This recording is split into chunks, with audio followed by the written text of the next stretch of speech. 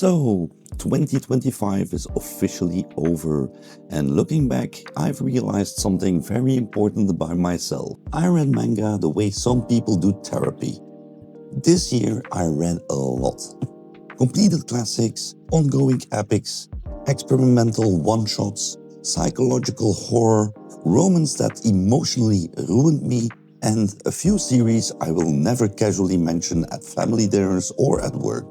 This video is my full 2025 reading wrap-up. Before we dive in, a quick favor. If you enjoy in-depth manga and comic discussions like this, liking the video and subscribing to the channel really helps me grow, and it lets me keep making deep dives like these. Now, here's what this wrap-up includes. Every manga and comic I read this year, excluding single issues and series I've just only started. A short spoiler-free explanation of what each series is about, whether it's finished or still ongoing, and my honest personal take now that I've had time to sit with it. So grab a drink, this is a long one, but honestly, so was my reading year. Let's start off with the giants and pillars of the medium. These are the series that didn't just entertain me in 2025, but reminded me why this medium can stay with you for life. One Piece. I only started One Piece this year, mostly because honestly, I dreaded it. The length is so intimidating. Committing to something this massive felt less like starting to read a manga and more like signing a long-term contract. But once I finally did start, it became clear why the series has endured for decades. At its core, One Piece is about freedom. The freedom to dream, to fail, and to build your own family along the way. Up to Water 7, the story patiently earns your trust. It lets you laugh, get comfortable, and lower your guard. And then suddenly starts asking much heavier questions about loyalty, identity, and what it means to be left behind. Water 7 is where One Piece stops being just charming and starts being genuinely serious. I took a break after Water 7, not because I wasn't enjoying it, but because I needed some variety before diving even deeper. And that's when it clicked. I finally understood why people don't just read One Piece, they grow old with it. Vinland Saga. This was one of those reads that quietly grows heavier the longer you sit with it. What starts as a brutal Viking revenge story gradually transforms into a quiet, painful reflection on violence, guilt, and personal responsibility. This is a story about learning that strength isn't domination, it's restraint. One of the most emotionally mature manga I've ever read. It respects the reader enough to slow down and let silence speak. 20th Century Boys. This is a story that turns nostalgia into something deeply unsettling. A group of friends discover that their childhood fantasies may have inspired a cult threatening the entire world. It's nostalgia weaponized into paranoia.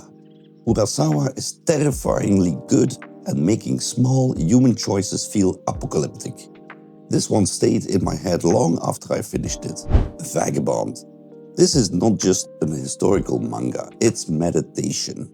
Vagabond explores the inner life of Miyamoto Musashi, not as a distant legend, but as a man constantly questioning strength, purpose, and what it really means to walk a martial path. For me, this one hits especially close to home. Coming from a karate background and a deep love for Japanese culture, a lot of what Vagabond reflects, discipline, self-control, respect, and the idea that true strength isn't just physical, resonates on a very personal level. Every page feels deliberate. The pacing, the silence, the artwork, it all feels like a form of meditation rather than just storytelling. This isn't just a beautiful manga, it's contemplative, almost spiritual at times. It's one of my absolute favorites because it treats martial arts not as a spectacle, but as a lifelong internal journey. The hiatus hurts, not just because the story isn't finished, but because it so clearly still has more wisdom to share. Golden Kamuy. This one constantly surprised me with how many tones it managed to juggle. A treasure hunt set in early 20th century Japan that blends brutal survival, indigenous history, and shockingly unhinged humor. One of the most entertaining genre mashups I've ever read.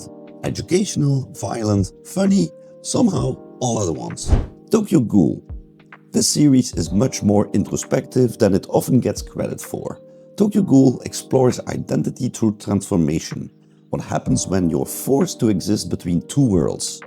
Not perfect, but emotionally raw. When it works, it really works. Parasites. This is science fiction that never forgets its human core. Alien parasites invade humanity, but the real conflict is whether humans deserve to survive at all. A classic for a reason, still uncomfortable, still relevant. The Promised Neverland.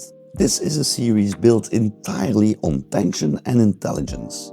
A group of children uncover the horrifying truth behind their home, an attempt to outthink an impossible system. The opening arc is near perfect, the ending divisive, but the experience is still worthwhile. Then a couple of psychological and identity-driven stories. This section reflects some of the most emotionally challenging reading I did all year. A big part of my 2025 reading was revisiting and in some cases deep diving even further into the works of Shuzo Ishimi, one of my all-time favorite mangaka. If you're interested in really unpacking these stories, I should mention that I have a complete Shuzo Ishimi Masterworks playlist on my channel, where I go into much deeper analysis on each of these titles, themes, symbolism, and why you'll always remember these stories. Here's a quick overview of the ones I read this year. Blood on the Tracks, a suffocating slow burn portrayal of maternal abuse and psychological control, told almost entirely through tension and silence. The Flowers of Evil, adolescent shame spiraling into obsession, guilt and self-destruction.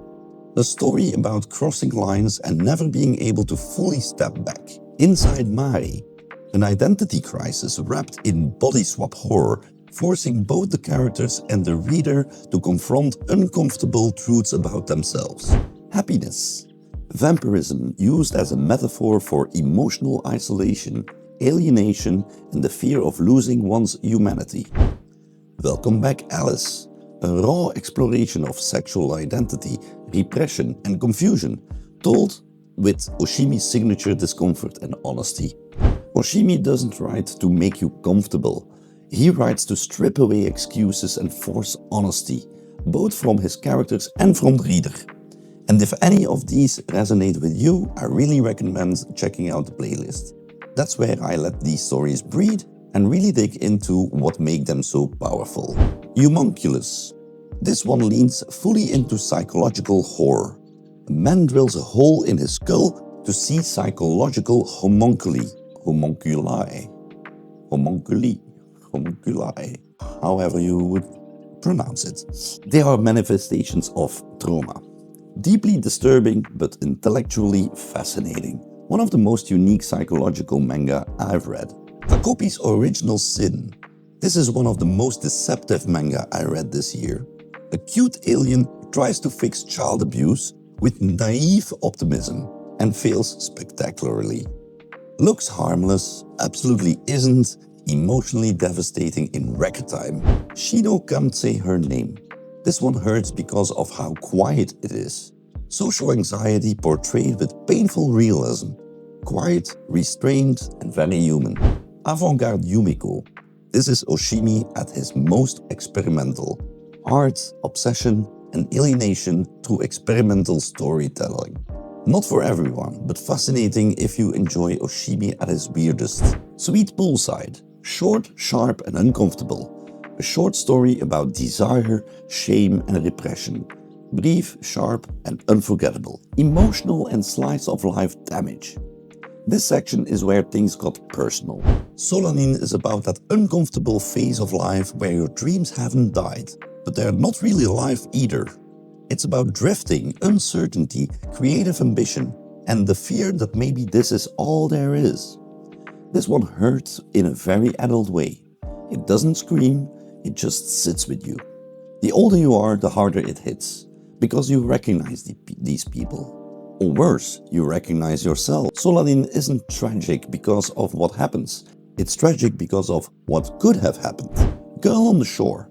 This one strips romance down to something raw. Teen intimacy stripped of romantic filters. Uncomfortable, honest, emotionally raw. Stargazing Dog. This is one of the most quietly devastating reads of the year. This story follows a man's life through the eyes of his dog. Not through big, dramatic events, but through walks, routines, small changes, and quiet loyalty. The dog doesn't judge, doesn't complain, doesn't question. It simply stays there. This one completely caught me off guard. It's gentle, almost deceptively simple, and then it hits you. Not with tragedy, but with unconditional love. I didn't cry because something shocking happened. I cried because it reminded me how rare it is to be loved without conditions, and how easily we overlook that while it's still there. I sold my life for 10,000 yen per year. This one asks a question that lingers long after you close the book. This story asks a brutally simple question. What is your life actually worth? Not psychologically, but literally. And then it quietly explores what happens when someone believes the answer is not much. This one left me staring at the page after I finished it. It's calm, restrained, and devastating in the most polite way possible. There's no melodrama, just the slow realization that meaning doesn't come from how long you live, but from whether you were truly seen by someone. It's a short read, a long emotional aftershock. Half and Half. A small story with a very direct emotional hit. Two people share a limited second chance in life. Simple concept, effective emotional punch. I Want to Eat Your Pancreas. This was one of the hardest reads for me emotionally. At its core, this is a story about spending time with someone knowing that time is already running out. It's not about the illness itself, but about the quiet moments, the conversations you think you'll have later, and the connections you only realize matter when it's almost too late. You can see where it's going. You know what's coming. And yet, when it happens, it still breaks you. This one didn't just surprise me, it overwhelmed me. I finished it with tears in my eyes, just sitting there, letting it sink in. Today again on this veranda. This one is all about atmosphere. Small moments, quiet conversations, comfort manga in its purest form. Smoking Behind the Supermarket with You is still an ongoing series. This one feels very grounded. Adult loneliness and fleeting connections, surprisingly warm and relatable. Now some horror, gore, and why did I read this at night? This is where my usual taste fully reasserted itself. These are the series that made me question my reading schedule and occasionally my mental health. Fire Punch, a brutal, nihilistic story about immortality, suffering, and meaning in a frozen world where regeneration becomes a curse. Chaotic, ugly, and strangely philosophical. Fujimoto at his most unfiltered, exhausting but unforgettable. Gannibal, a rural police investigation slowly reveals that a seemingly peaceful village may be hiding something far more disturbing. Incredible atmosphere, slow paranoia that crawls under your skin instead of jumping out at you. The Drifting Classroom. A group of school children are suddenly transported into a hellish post-apocalyptic wasteland where survival becomes the only rule. Old school horror that still hits very hard. Bleak, cruel, and shockingly effective. Leviathan. A survival horror story focused on isolation, fear, and the psychological breakdown that follows extreme situations. Claustrophobic and tense. Not flashy, just steadily oppressive. Killing Morph, also an ongoing series. A violent mystery revolving around identity, murder, and moral decay. Uneven but ambitious. When it works, it's genuinely unsettling. Rabbit Doubt. A death game where trust becomes the most dangerous weakness. Simple premise, effective paranoia. A solid genre entry. Brutal Confessions of a Homicide Investigator. Also still ongoing. A vigilante justice fantasy taken to extreme levels, following an investigator who punishes criminals with brutal irony. Not subtle, not restrained, very much a Know what you're signing up for, manga. Aye boy. Body horror centered around voyeurism, obsession and grotesque transformations. Short, shocking and deeply uncomfortable. Junji Ito light, but still effective. Devil Ecstasy. Pure shock horror designed to disturb rather than entertain. Excessive by design, not something I'd broadly recommend, but memorable. Then we get to the category Romcom, Ecchi, and I swear there's depth here. This section exists because in 2025 I decided to trust some recommendations that were very much outside my usual comfort zone. I normally gravitate towards things that are gory, bloody, unsettling, or psychologically horrifying. So jumping into rom-coms and ecchi felt a bit like walking into the wrong room at a party. But I took the leap anyway. And while some of these series absolutely look questionable on the surface, and yes, sometimes are also, quite a few of them surprised me by hiding sincerity, emotional honesty, and even genuine character growth underneath the chaos. Not everything needs to traumatize you to leave an impression, apparently. Great Teacher Onizuka. A former delinquent becomes a teacher using unorthodox, chaotic methods to genuinely help troubled students. Ridiculous, outdated at times, but full of heart. A classic for a reason. Ranma One Half. Martial arts chaos mixed with a magical gender swap curse and relentless slapstick comedy. Loud, silly, endlessly creative. Takahashi having fun and it shows. Maison Ikuku.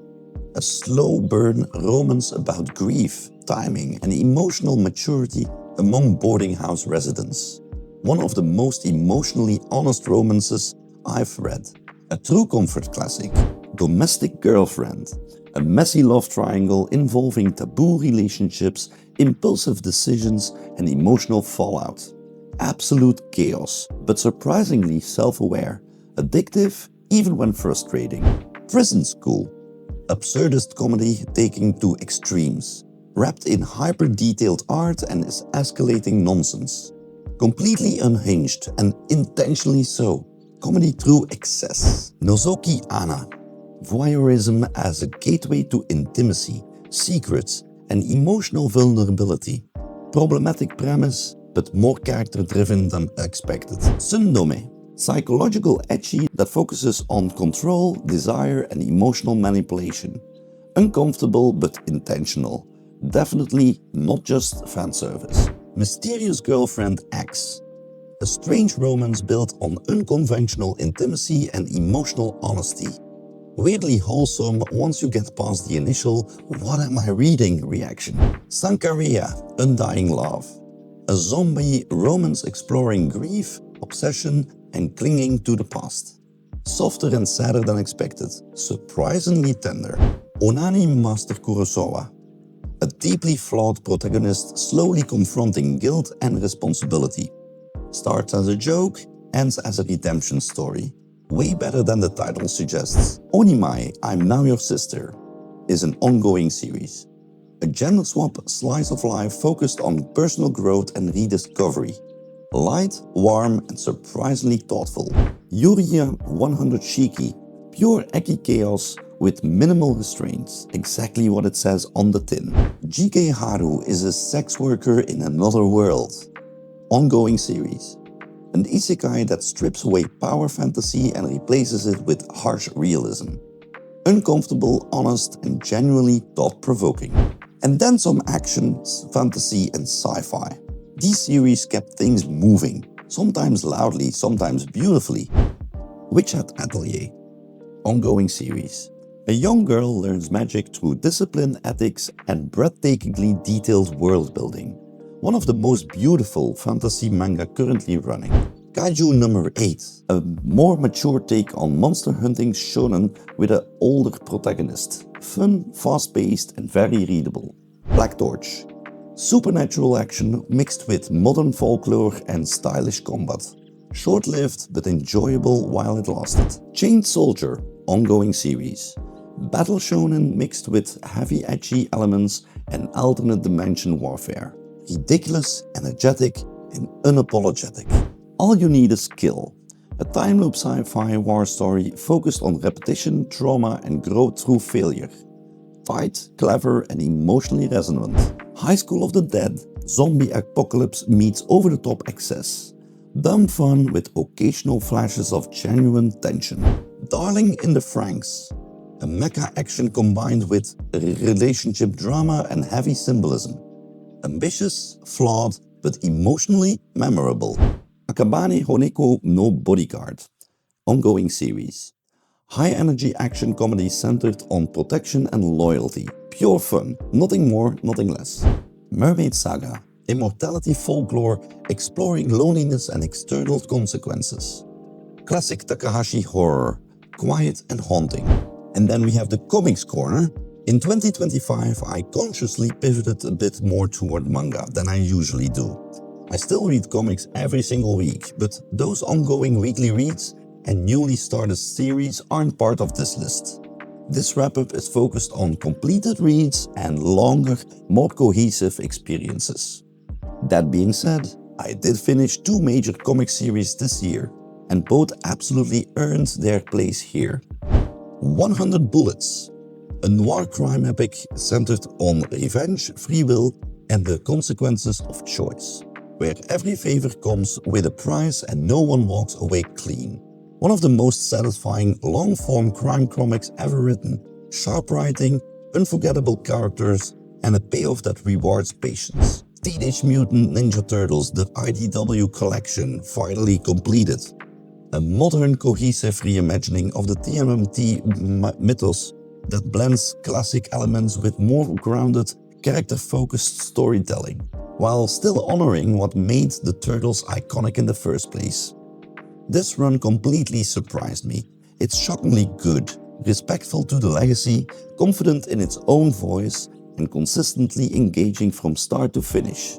It also did something dangerous. It sent me down a rabbit hole. I've already picked up the TMNT Mirage Year compendiums, which I'll be diving into in 2026. So yes, this was very much the beginning of a bigger turtle journey. Before I wrap up this video, we hit 250 subscribers this year, and genuinely, thank you. Every comment, every view, every shared recommendation really does mean a lot, and I don't take any of it for granted. Now I'm genuinely curious, what did you read in 2025? Drop it in the comments and let me know if you have any must-read recommendations for 2026. If you enjoyed this wrap-up and want more deep dives like this, don't forget to like the video and subscribe. There's plenty more coming. I wish you all a wonderful, healthy, manga-filled 2026. May your shelves grow, your backlog shrink, and your emotional damage stay fictional. See you next year. Peace.